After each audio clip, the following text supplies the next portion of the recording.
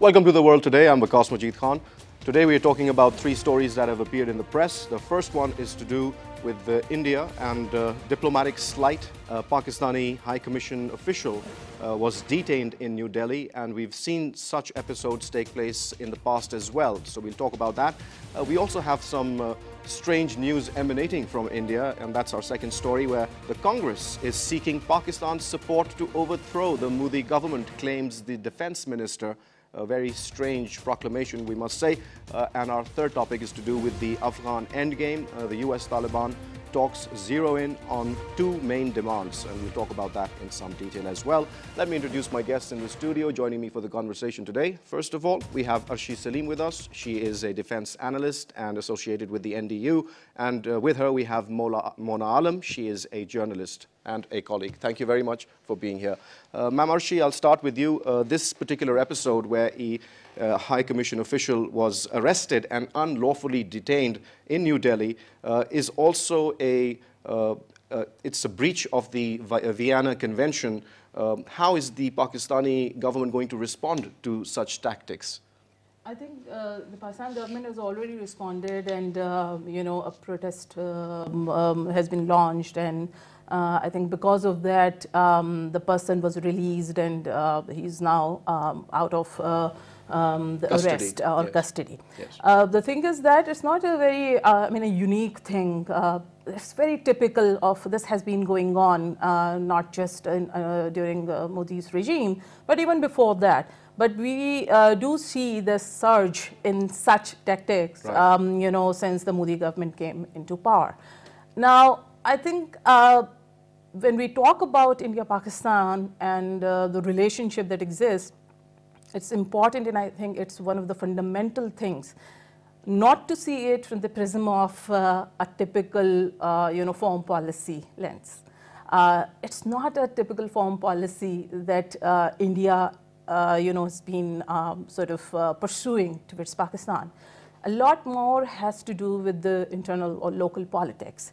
So the way things are warming up, the way things are now, that in June probably they are going to have their elections, anything that can convince the local people, and when I say local people, I'm not saying people who are the common people who are quite aware of professionals sitting in New Delhi or Bombay for that matter, but in the small towns of India and other places, the way they react when they find one headline that there is this person from the Pakistan embassy or from Pakistan for that matter, doing something against the interest of India, that can, and the government of, Modi has really caught that person, that will certainly increase their, stature and the resolve that, look, we are guarding the national interest of the country. So it has got to do with the local dynamics of the Indian politics that exist now. And it also seems that what you're pointing towards is people in the rural areas being more affected by such moves rather than those who are in the urban centers, which shows that the more educated Indians would be able to see through this tactic that India is using. I mean, for a while, they do get carried away with this thing. I'm not saying that the educated professionals, urbanite people, they don't really find these news exciting when it comes to Pakistan. Pakistan is something that excites everybody in India, I guess. So even the people in urban areas, they do so. But it's a very short, sort of thing, or for short duration. I think for the people in the rural areas and local towns, this kind of thing stays for a while. And the local politicians, they exploit. So even when the person is released and things are now over, or maybe they'll be over, the local politicians would be drumming the beat. And they would be, talking about such things for a while. The whole phenomenon I find very strange, that why would that actually convince the Indian voter to vote for a certain political party. But talking about it on the international law, Mona, it is a violation of the Vienna Convention, and Pakistan has also made it clear to India that it has a right to retaliate to any such incident. But at the same time, what does the international law or the international community say or observe when a breach of the Vienna Convention takes place? What are the subsequent steps to be followed to address that issue? Well, firstly, it has to be taken up with the concerned government, and that I think has been done already. It's been taken up with the Ministry of External Affairs in India, which is under Sushma Swaraj, and she of course has another mindset when it comes to Pakistan. But when you're talking about international laws, I think we must also first take into account this Indus Water Treaty that has been, Pakistan and India, both of them have been signatories to this treaty since 1960, and it's rightly termed as a landmark treaty because despite differences and despite war taking place between these two countries and two wars, as a matter of fact, this treaty has remained intact and it has remained in place. You must have heard that India is now willing to send Pakistani teams for an inspection of the hydropower projects that they're planning on this Chenab riverhead. So that of course has, we Pakistanis have a fear that it might lead to a blockade of water coming from the Chenab river, since Chenab and Jhelum, they fall under Pakistani rights, and Pakistan has rights over these two rivers under the Indus Water Treaty. So this was a landmark step. I recall that these talks between High Commissioners of the High Commissioners of both sides took place in August 2018 last year, after a huge lapse. And after that lapse, those talks took place. Pakistan took up that matter even then too, and we had requested India to let us inspect those sites and let us inspect those projects, let alone inspecting those projects, because India was even reluctant to provide us the details, the engineering details of those two power projects that they are planning over the Chenab riverhead. And now it was, I think, a breakthrough, a major breakthrough, when we came across that somewhere around January 27th till the 1st of February, the Pakistani teams would go to India, they would inspect those hydropower projects. We all thought it's a great breakthrough, but I think it has some relationship to this Pakistani High Commissioner who was detained, and he was also made to sign certain papers. Absolutely. And this has also happened last year in March, I recall, because we happened to attend a few Indian programs on that matter, and they called it absolutely unfounded, and they said those allegations are dubious and they have nothing to do with the Indian side, and they had another side of the story to paint. But the Pakistani diplomats were severely harassed. They were. Not and only that, their children were, in fact, the driver was harassed while taking the children to school, and there were further accidents that were later thought to be deliberate. There were even videos that came out and that went viral. Those clips went viral over social media, particularly following that incident in March 2018, and this has again erupted this year. But I think it has more to do because India is absolutely not willing to share those hydropower project plans with Pakistan. They've always been reluctant to do so, and now after a lot of persuasion from the Pakistani side, they finally conceded to our demand of, okay, fine, you can go and inspect those hydropower projects. But I don't think they mean it in spirit. Yes. They did so in just, it was just a verbal gesture. But of course, you know how the Indian rhetoric works when it comes to Pakistan. Absolutely. And they want to deprive us of our water rights. We must see Mr. Modi's comments in that respect, what you're talking about. He said blood and water cannot flow together. Yes, and that was a very strange statement coming from the Prime Minister as well. But let's go on and see what's happening in the Indian political sphere, especially on the cusp of the elections. The Indian Defence Minister has accused the main opposition party, which is the Indian National Congress, of seeking Pakistan's help in a bid to overthrow Prime Minister Modi's government. Is that absurd? How far can you go in the absurdity of this claim? Could you please comment on that? You can expect anything from now till June, when the elections actually take place. Talking about Pakistan's help, I think again this is not new.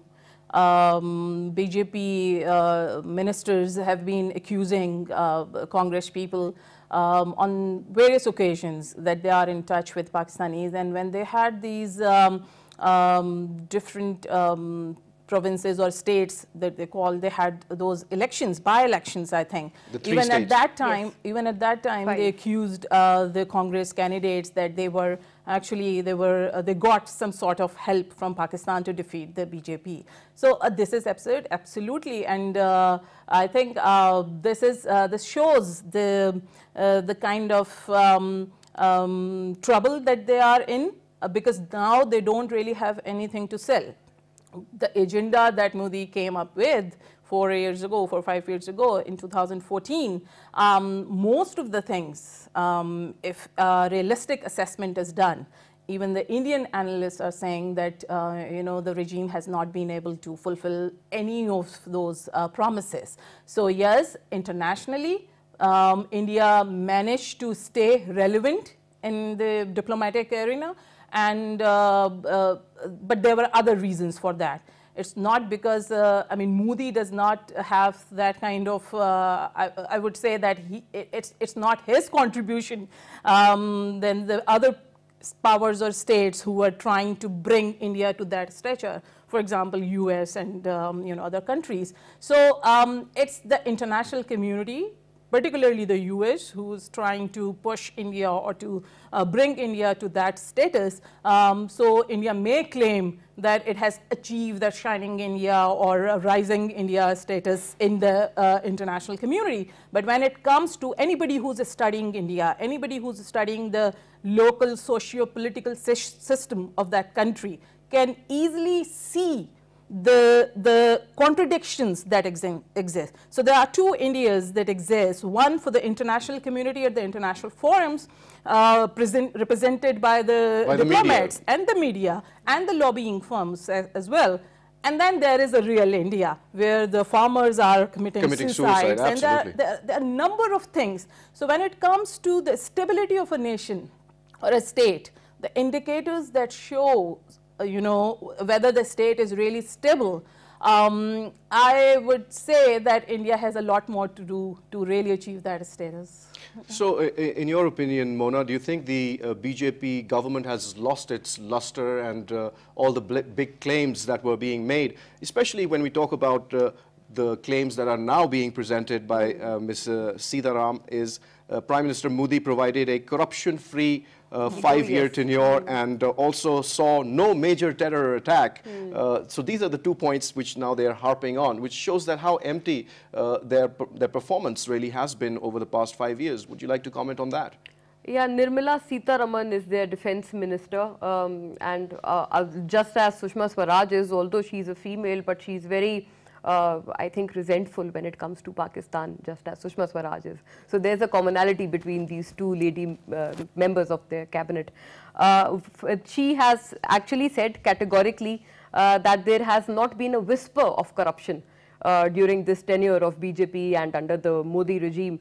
So, I think she's forgetful, because this Rafale deal, the famous one that they were about to crack with France, with the French government, that coincidentally falls right under the ambit of our defense minister, of the defense minister of India, Nirmala Sitharaman. So I think if she's alien to that fact and she's I think trying to strike in a blind alley, that's extremely funny. I find it hilarious, because that is an ambit of the defense minister of India herself, and she is trying to portray as if that hadn't happened at all. So talking about corruption, that speaks at all, I think, volumes about the levels of corruption that have been in the Modi regime. And it's not just about corruption. Their tall claims were particularly about bettering the lives of common people and alleviating the gap between poor and the rich in the society. So I think they've absolutely done against it. Even their demonetization policy, that has also worked. Fiasco. It was a big fiasco. It was laughed upon, and it turned out to be an extremely hilarious stunt. And it damaged the economy overall. It damaged the economy. Their state bank, their central bank's head also resigned over differences over economic matters that he had with the government. So, it's a total fiasco. It has worked absolutely in the other way around, and particularly on the Pakistani front as well. They thought that the rhetoric of anti-Pakistan would sell in India. They went on with that tirade even during the Kartarpur border openings time. And back in the day when they thought that, Congress, and I think Nirmala Sitharaman was actually referring to Navjot Singh Sidhu, because he is the only leader from the Congress who had come to Pakistan for the Kartarpur border opening, and she had actually categorically said that Congress leaders have been visiting Pakistan to garner support for these upcoming elections. And as Madam has rightly commented, we've all seen how the Modi downfall, I would say, in these elections, in these regional polls, there were 5 states, and it had no face saving to do there. So I think it has to have some sort of face saving in the upcoming polls as well. They can well see their defeat, and Pakistan, at least whatever panelists that go to represent Pakistan from here, including myself on Indian media, we categorically tell them that we have nothing to do with your elections. The best party may win, and we just hope and pray that it works in favor of your public rather. We are not as resentful as your public or your public representatives are. Hold that thought. We'll talk about that some more in detail, but sure. Right now we need to take a short break. So take a short break. We'll be right back.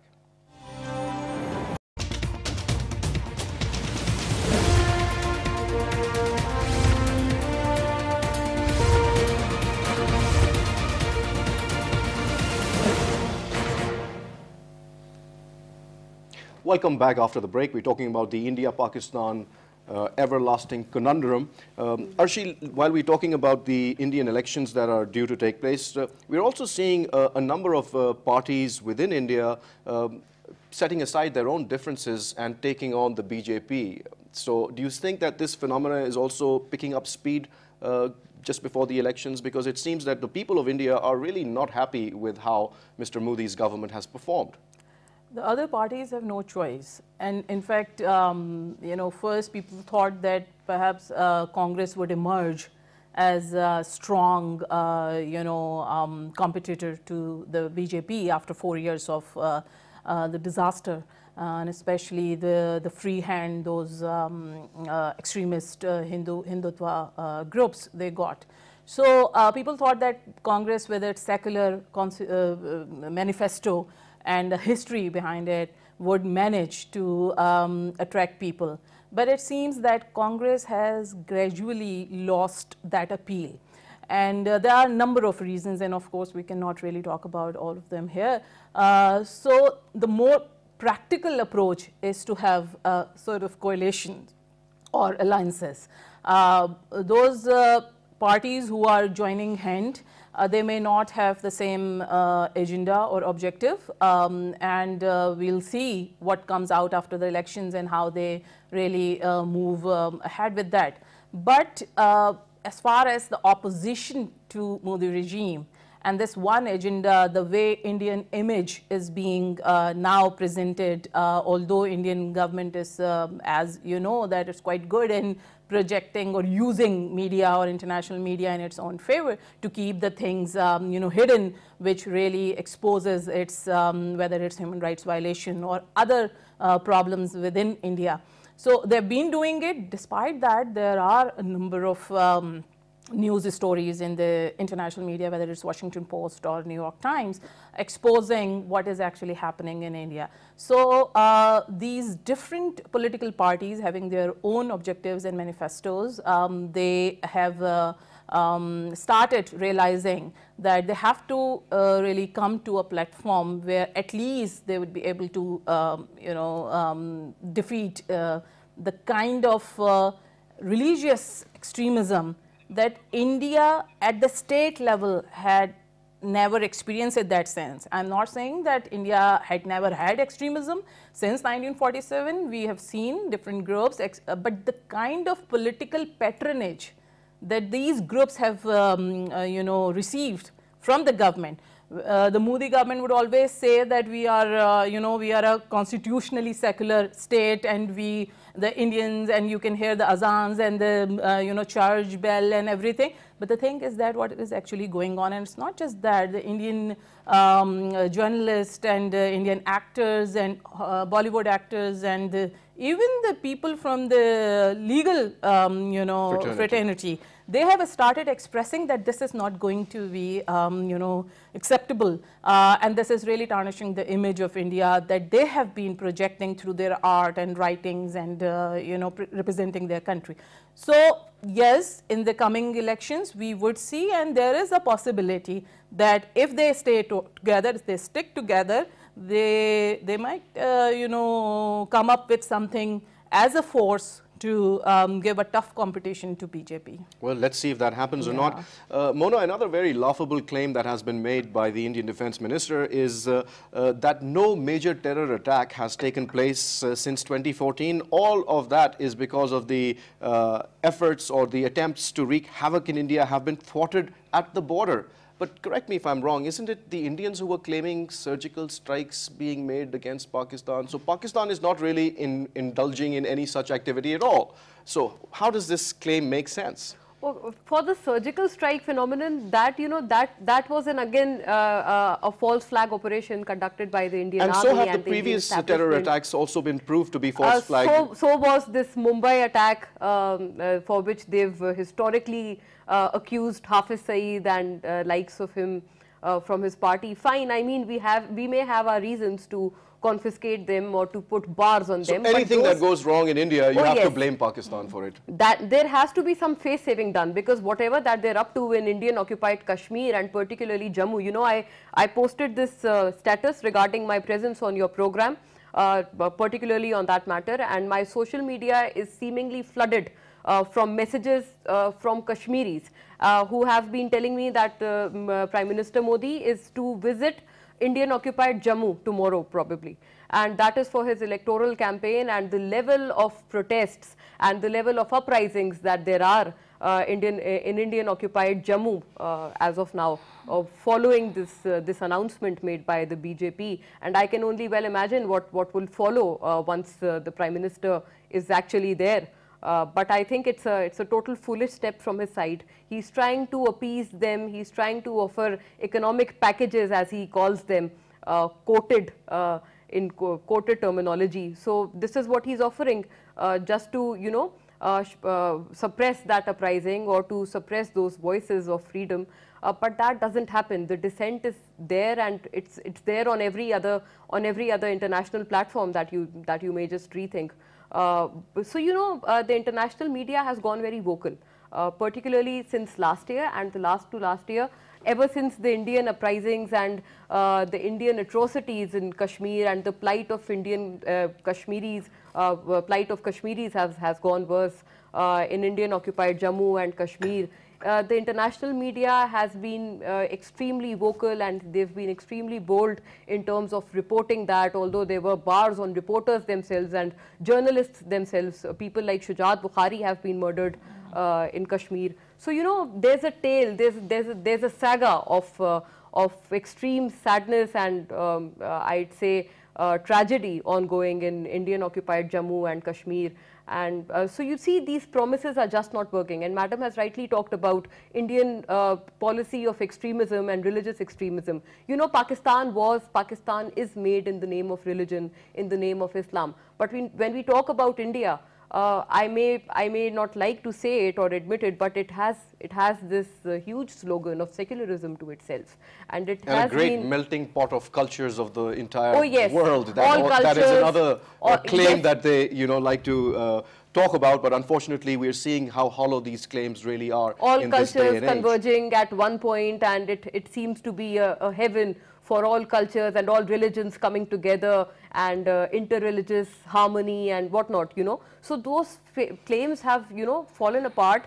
Everything is fallen apart. Even those tall economic claims made by the BJP pre-electoral time in 2014, those have fallen apart. So you see, nothing seems to be working. One last comment, if you'd like to make on the Rafale deal that you mentioned earlier. Yeah. That also tarnishes the so-called clean image of Mr. Modi's government, which shows that they're also how keen equally or eager, corrupt, if not worse. Yes, and how keen and eager they used to be to gift that contract to the Ambani family, and we've all seen Bollywood stars and celebrities shaking legs at the Ambani wedding and acting like background dancers.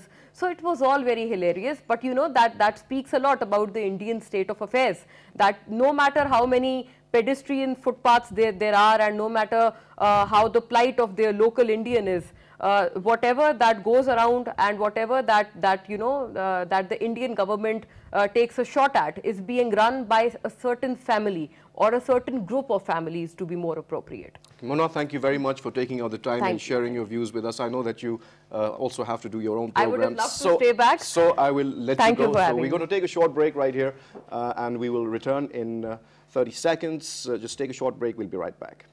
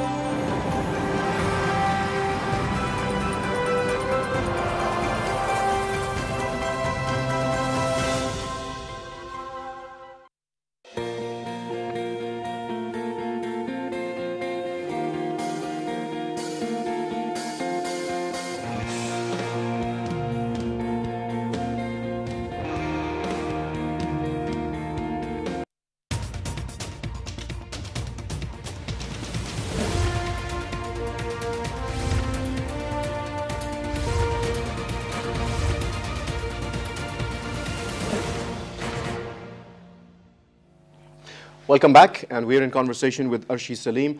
Our second topic, which was about the Afghan endgame, is also very important for us. Arshi, what we're seeing is that finally the cat seems to be out of the bag. America has requested the Afghans to give them long-term military bases and also firm guarantees that the Afghan soil will not be used to stage attacks on the West or other countries. But the question here is that when was Afghan soil used previously to stage an attack on any other country? Can you please refresh my memory? Here's the difference of perspectives.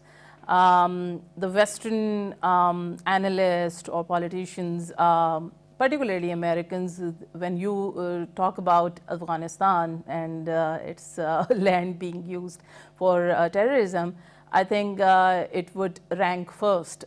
This is how a common American would say. So 18 years of war on terror and post 9/11 discourse that exists in the US and in Europe also.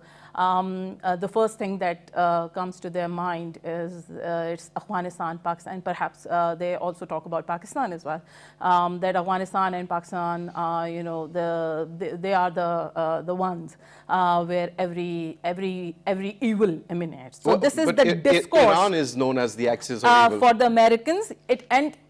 So this is interesting. So Iran, on the one hand, it exists, but when it comes to Osama bin Laden and Al Qaeda and the kind of terrorism that exists now and still, very much there in the discourse. I'm not saying there in reality, because after 9/11, no major attack was witnessed in the US. So there are attacks here and there by their own people, and they would always say that these people were psychologically disturbed individuals, so it was not really terrorism, even if 20, 50 people died in one attack. So the thing is that the discourse still exists. So for American public, for American politicians and American political discourse, Afghanistan is still a place which needs to be managed, and which their presence needs to be there in order not to just save the world, the US, but to save the world. So here is this idea of the good guys are trying to save the world from the bad guys. And where are the bad guys? The bad guys are somewhere in Afghanistan, or at least they find safe havens in Afghanistan. So even if this we agree, and from our side we do see that yes, there was this thing where the groups, various terrorist groups, they were present during the Cold War and after that, and then the subsequent years. All these terrorist groups went to Afghanistan after committing those terrorist attacks to find safe havens, as you just correctly said. Those attacks were not launched from Afghanistan, were they? Absolutely. So the Afghanistan as a country, or the successive Afghan regimes, they were not really part of any of such, exporting terrorism. Terrorism or, to be declared a terrorist country. But the fact is, the vulnerability of the state, the kind of vacuum that existed, political vacuum that existed and which still exists in Afghanistan, it provides the justification for other countries to, to say that this particular country is not really, has the capacity to handle. And it is still, very much possible that different groups from all over the world, they find a safe haven there and would again plan and launch something. So when it comes to the argument that the country itself was engaged in launching any attack, no, the answer is that is manifestly untrue. Yeah. But they would, when you engage with them and argue, they would always come up and say that because of the vulnerability of the state, the chances are such that we cannot just leave it like that. So our presence is supposed to be there and will continue to be in the country. Well, when we talk about that particular issue, the Taliban have always maintained repeatedly, they've demanded the complete withdrawal of the US forces from Afghanistan. But now what we're seeing is, since the peace process has started picking up some speed and there are hopes for some lasting peace to finally come to Afghanistan, we're seeing that the Taliban are also showing an inclination to maybe discuss this option or this suggestion that the US may be allowed to keep some bases which will not be for security purposes, but for other long-term US strategic interests or whatever have you. How do you see this particular development going further? Do you think that the Taliban might actually agree that the US may keep some bases there? Well, it's not just, it's not in Taliban's hand to entirely say the least. Yeah, to agree or disagree. I mean, they would always say that they want complete, withdrawal of all the forces, not just the US, but any foreign, ISAF forces. ISAF and, other NATO people. forces. Exactly, the NATO and ISAF and the US. So they would always say this. But the thing is that Taliban, so when we talk about Taliban, we tend to see them what they were 18 years ago, or initially when they were actually ruling Afghanistan. They have also evolved. Whoever is there now, they have evolved and they have also seen the realities. In order to be part of the government and in order to really get whatever is there for them, they have to have some sort of accommodation from their side. And I think this is one of the reasons that they have shown the inclination towards accepting the fact, not really accepting, but kind of, going with this development, and they are also waiting what is going to happen.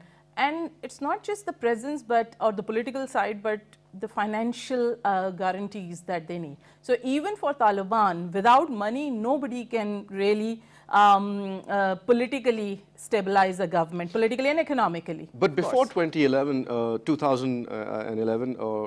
we saw that the Afghans were really left to their own devices. Right after the fall of the Russia, USSR, the Americans just lost interest and went elsewhere. And that's when the Taliban were able to establish their government. They weren't getting any financial aid from any Western country at the time. So why would they need further financial assistance? Because now even the Taliban are not really, and this is my personal opinion, I mean people may disagree, but they are not really looking for the same kind of regime that they established in 1996. Okay. So it's not going to be, so whatever the arrangement in coming years, it's not going to be the same Taliban regime which used to be there or they managed to establish. So it has to have those modern, political setup in order to make Afghanistan part of the international community, to make it relevant to international community, to be engaged diplomatically, economically, and politically. So they have to have some arrangement. So I doubt if this argument is taken seriously that the moment Afghan Taliban would get a chance, they would establish the 1996 arrangement, the thing that used to. I doubt that.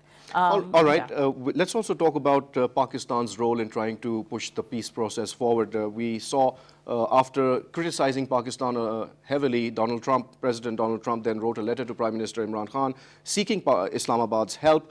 And now we also see the Saudis, the UAE, and other parties trying to convince the Taliban to accept the US demand in return for major share in the Afghan government and also other incentives that you mentioned, financial stakes as well. So do you think that the Afghan Taliban now are also war weary, or do you think that they are still adamant to continue the war in case the Americans refuse to pull out?